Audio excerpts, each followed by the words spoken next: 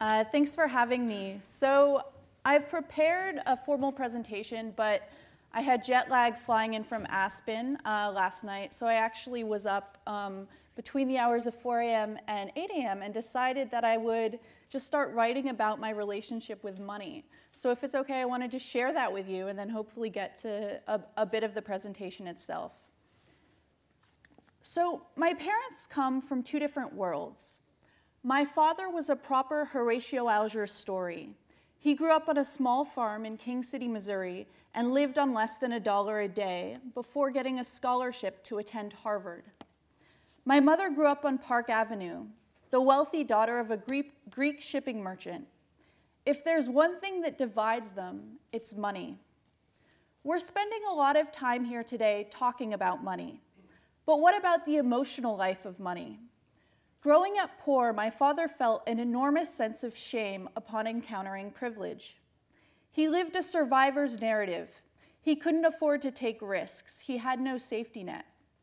Money is something he used to create the conditions for his transformation, to go from a farm boy to the inventor of an exotic ice cream flavor for Ben & Jerry's to a global expert on sustainable agriculture. But he was never consumed by money. Nonetheless, it propelled him forward. Money created distance between the self he was and the self he came to be. Meanwhile, my mother has a more energetic understanding of money.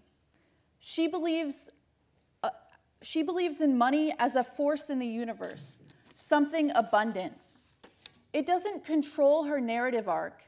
Money is something that gets in the way of agency, that seems to remind her soul of the temporal workings of the world. My mother has a relationship with money that many have with death. She prefers to live in denial of its reality. But for so many of us, money scripts our story, determines the grooves of our destinies, penetrates our sense of psychological well-being. Studying economic history, the interconnection of money and psychology became apparent to me. The price of oil, for example, determines interest rates, which in turn determine the pace of the economy. This pace then becomes the pace at which our lives are lived. A depressed economy can lead to a depressed person. A hyperactive economy can lead to a hyperactive person. Our subjective states are deeply interdependent with economic forces. It seems funny that we should seek out counsel in therapists rather than engage in therapy to probe into the nature of our macroeconomic systems. Feeling restless, anxious, alienated? Welcome to economic life. Your symptoms can't be cured by Zoloft. Better take up your grievance with the Federal Reserve. This is not your brain on drugs. This is your brain on capitalism. But I don't really believe in capitalism. Anyone who uses that word is about to make a lazy generalization. I believe in economic cultures, in cultures of money and subcultures of money. And the question I'd like to ask here today is to what extent fringe subcultures like hackers have personality traits that we can apply to a financial system in transition. Our financial sector is in need of a new spirit of capitalism. We are done with the age of boring bankers or casino capitalists or Wall Street gamblers. What I'd like to explore is how this new spirit may come from hackers, and the mentality and ethos of hackers, both those within and outside our financial institutions. Hackers come at a time when many feel both frustrated with and dependent on old school financial infrastructure. Hackers come out because the license to operate, the societal remit and function of many banks is being called into question. Hackers come out because of a loss of trust in the system. And hackers come out because bureaucratic carry-on incentives are suffocating new ideas and the potential to reimagine the landscape of money. But hackers also come out as saboteurs, hell-bent on destroying the financial system and bureaucratic and centralized institutional cultures. In 2013, Enric Duran began setting up companies and taking loans from Spanish banks. Altogether, he took out over $500,000 of loans that he had no intention of ever paying back. Instead, he gave the money away to activist causes and fled to Brazil. Duran, like so many others on the fringes of finance, believed in the mantra, "Be the bank you wish to see in the world." Today, he's created a currency called Faircoin. He's joined the race of innovators working to establish alternative cryptocurrencies. Whether you see Duran as a saboteur and delinquent or a Robin Hood-like character, his persona is diluted but very much present in the world of office cubicles as well. A recent American study found that 1/3 of all corporate employees are actively sabotaging their companies. That doesn't just mean sitting idly by and squandering time on Facebook or Twitter, but actively taking actions that go against the objectives of your organization. These type of passive-aggressive saboteurs are also accompanied by a burgeoning species of whistleblower taking root in financial institutions. Take the case of Carmen Segarra. Segarra secretly taped her conversations with her bosses at the Fed, exposing their collusion and servility in dealing with the banks they were supposed to be regulating. She abides by the hacker instinct that information should be free and accessible at all costs. But she also has a more productive hacker instinct. She doesn't just conform to her job description. She brings a societal remit, a bigger cause into her job. She has a sense of vocation in the German sense of a calling. This sense of calling is something that I've noticed in other species of hackers as well. We can call them entrepreneurs or tempered radicals. These are individuals within companies that don't check themselves at the door, but bring their values, entrepreneurial ideas, and sense of bigger purpose and mission into the large financial institutions of the world. They work to hack the cultures around them, going against the grain of short-termist thinking and bringing more long-term and disruptive plays to the table. Entrepreneurs have a humble hacker identity. They aren't out to terrorize or burn financial institutions to the ground. They are to see what can be done with what is. They work with the realities and constraints of large organizations. They learn to navigate corporate politics and bureaucracies. They forge alliances, making the business case and seeking out protection from senior leadership to get their new ideas off the ground.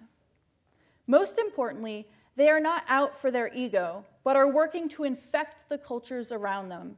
Their ideas get democratized because they give ownership away. I've been working with these sorts of humble hackers for the past 7 years. I brought them together to find community and share their experiences in meetups that feel a bit too much like Alcoholics Anonymous support groups at times. For me, these are the individuals who are the bridging species between the old and the new worlds of money. They have one foot in each paradigm. They feel the outrage and conviction of the saboteurs and whistleblowers, but they maintain a productive and progressive stance in the world. Their emotional resilience and well-being is key, and it's imperative that financial institutions learn how to better host them. These are the hackers that camouflage, that walk amongst us. Many of them know that financial innovation is not synonymous with an app or a startup, but is rooted in culture change and trust. That money is not a flat antiseptic currency, but something we are in relationship with, that acts to shape and mold human experience and legacy. Let's support them. Thank you for that indulgence. And now I wanted to shift gears a little bit and talk about some of the philosophies and misfit lessons that we can learn in some of these underground and informal economies. So I've spent the last 3 years doing research in the black market and informal economies of the world. And in many ways, these are actually the majority of the world's economies. In Kenya, for example, the informal economy makes up more than 70% of GDP. Taken together, these economies account for over $10 trillion. And so I've been spending time with innovators in these economies, people that I call misfits, hackers and pirates and gangsters, and really exploring what we can learn from them. The result was a book, The Misfit Economy. A book that was written initially based on a Kickstarter crowdfunding campaign where we raised over $19,000 and also got a book contract with Simon & Schuster. And the whole spirit of the project has been to bring informal principles to life.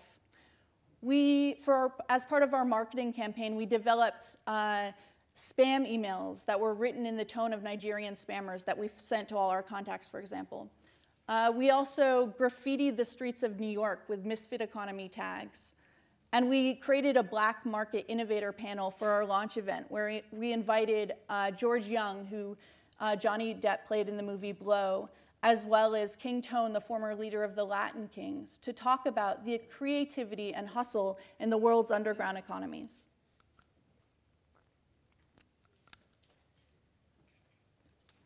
These are just some of the lessons that we distilled from the book. I've talked already a little bit about hacking, but I think equally important is the spirit of hustling, the doggedness that you see amongst entrepreneurs who may have been born into poverty, but who have incredible resilience and perseverance. Even though they're running drug businesses, they demonstrate the traits of formal entrepreneurs. And also the value of copying. I think we tend to live in a society where we overvalue originality. So much of the innovations that we are using today are a result of mashups and remixes of things that have been there in the past. And too often, there isn't a first mover advantage. Often there's a copycat advantage in entering new markets. Lastly, some of the traits that we discovered that a lot of these misfits really owned was the spirit of provocation, this ability to question myths and push systems, and not to be afraid to pivot. Pivot not defined as the lean startup pivoting of the business, but pivoting defined as profound personal transformation, the ability to jump from one field to the next, to walk the road less traveled and tolerate ambiguity.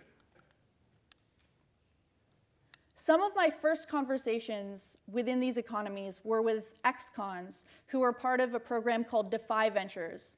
And Defy Ventures works with prison populations. It works with folks who are incredibly entrepreneurial, but maybe were operating on the wrong side of the law. And it connects those populations with venture capital opportunities. It puts them through an entrepreneurial incubator so that their ideas and skill sets can be transformed to apply to the formal economy. Another early conversation was with someone called King Tone, who led the Latin Kings. And this conversation was very insightful for me because the first thing that he did was push back against my use of the word gang. He said, don't call us a gang, call us a street organization. We're an organization like any other. We do recruitment and retention, we manage a brand, we're concerned about our sustainability. And this really got me shifting in my perspective on the underground. I've talked a little bit about copying so far, but one of the conversations that was most illuminating was with copycats in China and India, particularly IP pirates. In India, I spoke with IP pirates who were reverse engineering pharmaceutical drugs, and they were delivering those drugs much more affordably and accessibly to people. In turn, Western pharmaceutical companies then had to develop tiered pricing models to compete with some of these IP pirates. And in many ways, you could say these IP pirates were modern-day Robin Hoods. They were taking something that couldn't be, essential medicines that couldn't be delivered to people and making them much more affordable and accessible. And in turn, pharmaceutical companies had to learn from these. It was these pirates that questioned the monopolistic practices of the industry and forced the pharmaceutical sector to evolve and develop more innovative pricing and accessibility platforms for their medicines. The next culture I encountered was the historic culture of piracy. And what I learned was that historic pirate cultures, the kind of our pirates, were really pioneers in certain egalitarian principles. So for example, pirates created democracies to govern their ships before democracies were even invented in Western Europe. They had constitutions, they had more equal pay structures, and they really experimented with egalitarianism aboard their ships.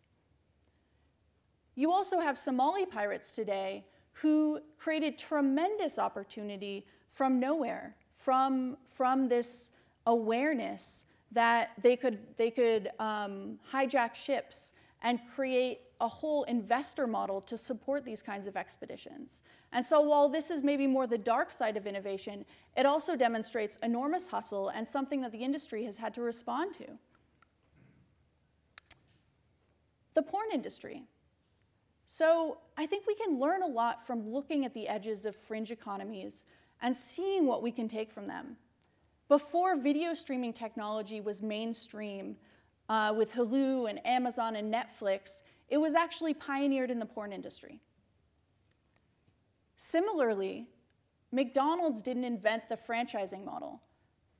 Franchising came from mafia organizations, came from gang structures. It was a common model that was used there.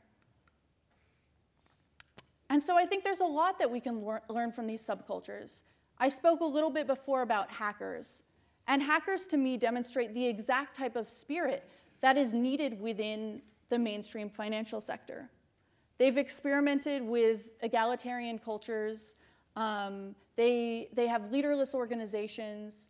There are so many principles within these cultures that we can learn from. And hacking itself is now an ethos that is spilled over, that is no longer merely the result of some sort of anarchistic IT programmer who's trying to penetrate a security system, but people do IKEA hacks. Mark Zuckerberg recently referred to Facebook as a hacker organization, which I think many people would disagree with. But this is a spirit that is transforming the ways that we go about treating problems. I wanted to just leave with one example, and this is a story of Gary Slutkin, who really hacked the problem of violence. Gary was an expert in infectious disease, and he came to realize that violence spreads a lot like an infectious disease. And so he developed a network of violence interrupters to think about how we stop the transmission of violence at its source. This model is now being used not only in urban cities across the US and Europe, but in places like Afghanistan and Iraq. And he was a reluctant hacker. He was a late blooming misfit. He was someone who was maybe more of a tempered radical in the spirit of an entrepreneur. He brought his expertise from one field and was able to leverage it into another. So I'm going to conclude there with this provocation that I'm very much still exploring. Are hackers the new bankers? Thank you.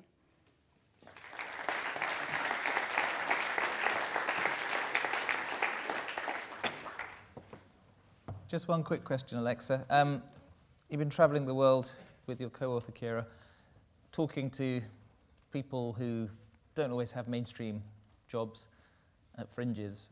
Let's just say BBVA and Ventures gave you $10 million now to launch a finance tech company, and you can pick any of the people you encountered to work with you.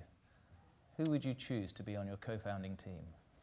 I would basically turn prison populations into entrepreneurial incubators and use the money that way. So set it up as a VC fund to get guys who are coming out of prison to bring access to capital for them to start new businesses and connect them. I think the whole mission that I'm on right now is how do we create bridges between these informal economies and these mainstream actors? And so actually leveraging the strengths of our financial system and that know-how with people that have been marginalized from that system is just really fascinating for me.